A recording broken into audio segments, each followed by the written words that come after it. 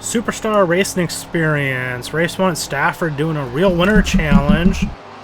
First ever race for the Camping World SRX series. The format for this series is going to be 2 15-minute heat races and then a 100-lap feature.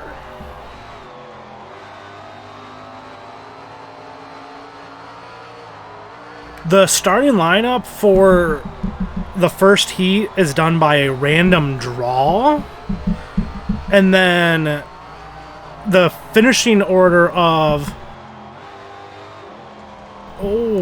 spin there. The finishing order of the first heat will then be inverted for the second heat. The finishing order of the second heat determines the starting lineup for the feature race. Drivers have to use one set of tires throughout the whole night for both heats and the feature. Drivers cannot go a lap down under caution, which is nice because it allows guys to mix it up a little, get a little damage, and then come in to the pits and not penalize them for being aggressive, and it puts a good show on for the fans. Points are scored throughout both heats and the feature. The winner of a heat gets 12 points, and then 1 point difference for position, all the way down to 12th place getting 1 point. For the feature, 25 points are given to the winner, 22 points to second, and then from that point on, it's a 2-point gap per position, down to 2 points for 12th. We're going to get passed up here on the inside. So, Marco Andretti drew the pole in the real race. Halfway through Heat 1, Michael Waltrip spun Paul Tracy. Greg Biffle led most of Heat 1, and then ended up winning Heat 1. Bill Elliott ultimately had the fastest lap. And so we're doing this race here on 25%. So that's about 3 minutes and some seconds for the heats, and then 25 laps for the race. One thing is, the drivers in the game here don't have the same colors as they do in real life. Hopefully at some point Monster Games fixes that with an update so they match. That would be nice. One thing I did notice watching the race is that drivers were using the apron a lot. And you can do that a little bit on the game. You can hook the apron and get those left side tires down there, and it'll help the car rotate. But you can't drive down on the apron like guys were doing in the actual race.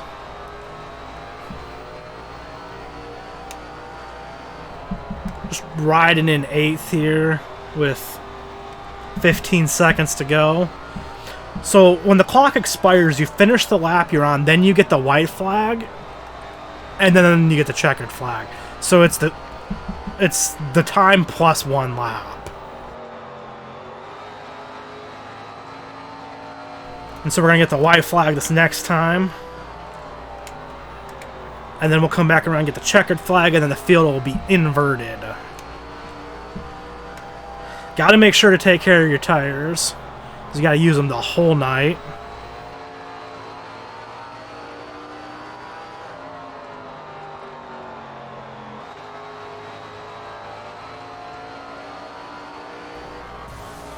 We got 8th in the first heat.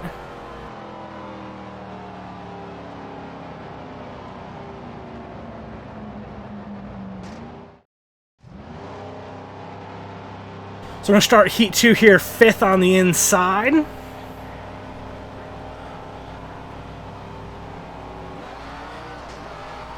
So in Heat 2 in the real race, Willie T. Ribbs spun by himself about halfway through. Oh, overdrove that. Opened up the inside. But as a chain reaction to ribs spinning, Elio Castroneves and Greg Biffle got into a wreck. Castroneves spun Biffle. Biffle was unable to continue in Heat 2. Ooh, got hooked there a little bit in that right rear and overdrove that corner a ton. We're going to get passed up here on the inside. Big slide. Don't want to do that. Michael Waltrip ended up leading most of Heat 2. Paul Tracy did end up starting on the pole after the inversion,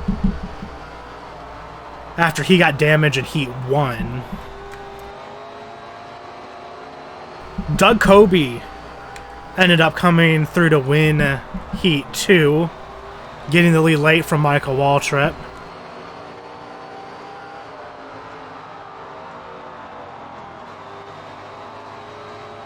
Ribs, Castroneves, and Biffle both DNF'd out of Heat 2. Oh!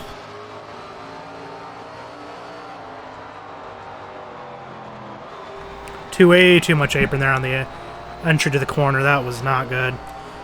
Greg Biffle actually would have to go to a backup car for the main event, which is nice that they have backup cars, because that allows, it's like the not being able to go a lap down on a caution. It still allows the driver to mix it up a little bit, but not punish them too hard, and then get all the drivers in the race and put on a good show for the fans. He did start with 39 a lap scuff tires, but he did have a little bit of an advantage there because the rest of the field had about 70 laps on their tires. So one thing that could be done big slide. One thing that they could do is have a set of tires to run for both heats, and then put new sets on for the main race, and then you lose that advantage. But ultimately, there's going to come a crossover point throughout the feature where the new tires aren't really going to matter that much. We're going to just ride here in 4th. That'll give us a good starting spot for the main race.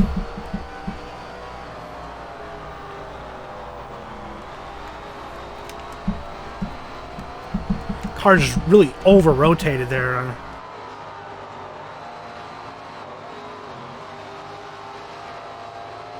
That was me making a mistake. Overdrove the corner, got on the throttle a little too soon. Spin. We get up the inside here and get 2 spots in one corner. Big send down here into turn 1. Can we clear? Yes! Big time move. Now I just have to not drive like an idiot.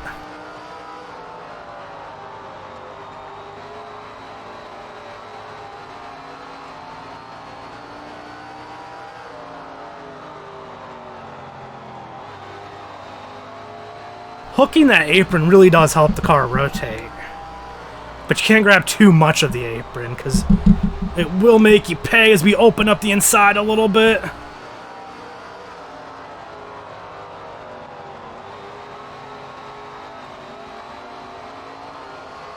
Slid the tires a little bit more there than I wanted to, but we're going to finish 3rd. Behind Bobby Labonte and Tony Stewart.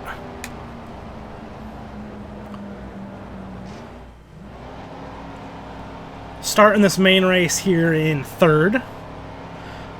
So in the real race, Bill Elliott had a fuel pump issue prior to the start of the race, and they ended up waving off the start to work on his car. Again, nice to see that they're willing to do that, to get everyone into the race and give them a fair opportunity to put on a show for the fans.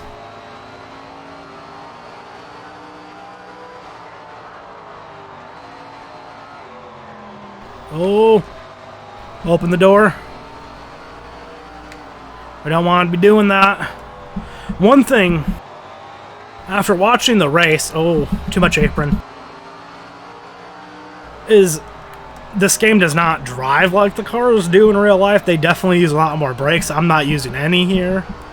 Just lifting into the corner. Get those right side or left sides just below that white line, and it'll hook the apron and really help that car rotate. But you don't want to get too much of the apron. You can't drive down there like they did in real life. Going to be vulnerable here on the inside. You can kind of defend easy in this game because the AI just loves to run the bottom. So you can be a little bit slower than a guy just parking on the bottom. They won't go to the outside and try and make that pass.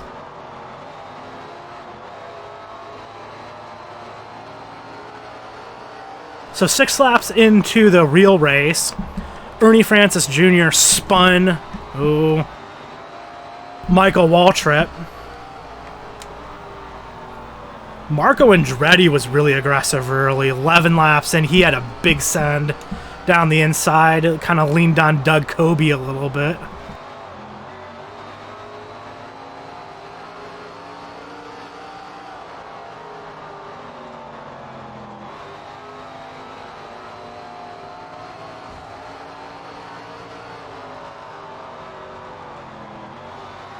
"40 laps into the race, they had a entertainment caution, or as Alan Bestwick called it, the fun factor flag. I don't really know if they needed one, but they will throw cautions to tighten the field up. They only had one. Oh. And I just don't know if the race really needed it at that point. But it's going to be controversial. But the series is all about putting on a show. And so, if that makes the racing a little bit better, then cool.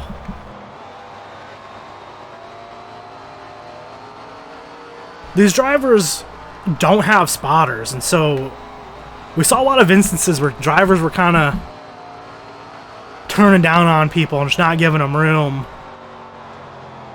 Paul Tracy actually turned down on Greg Biffle at the end of the race there when he was running in second. Probably didn't see him and just turned down on him.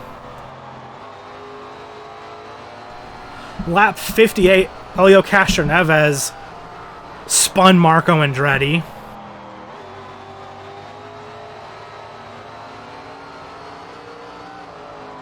And that was, again, one of those ones where Castroneves said he thought he saw him. But it looked like Marco Andretti just didn't know he was down there. With 6 laps to go in the race, Andretti ended up blowing a right front, I believe it was.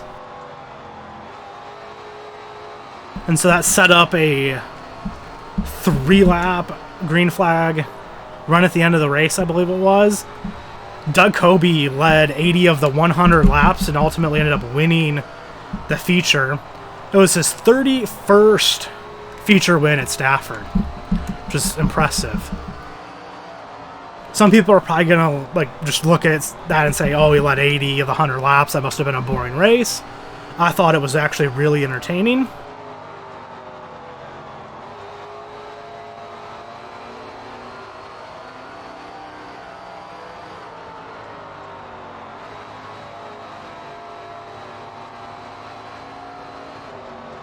Oh,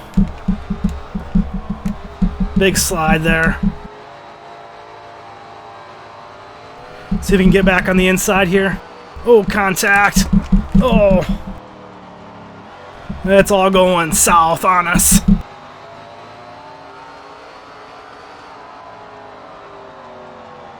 These cars are not easy to drive. I thought the TV coverage was actually really good. I would like to see them use a scoring tower like what Fox uses. Some people probably aren't going to like it, but it's kind of like how F1 does it. With 20 drivers in F1, it works because you can see all of them at once. With SRX only having 12 drivers, if they go to a scoring tower on the left-hand side, you can see everyone all at once. But one thing they definitely need to do is add the driver colors to the graphics for the running order, whether it's a ticker or the tower. But that, I mean, that's how you identify drivers in SRX. So that really needs to be done. I'd like to see more post-race coverage, though, of the event. More driver interviews. They, like, interviewed Doug Coby, but that was kind of it.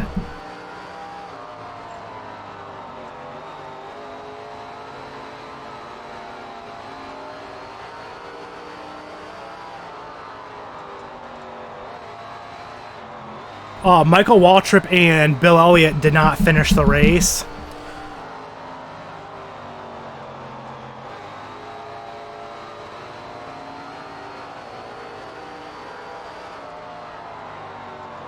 Paul Tracy finished 1 lap down. Marco Andretti finished 2 laps down.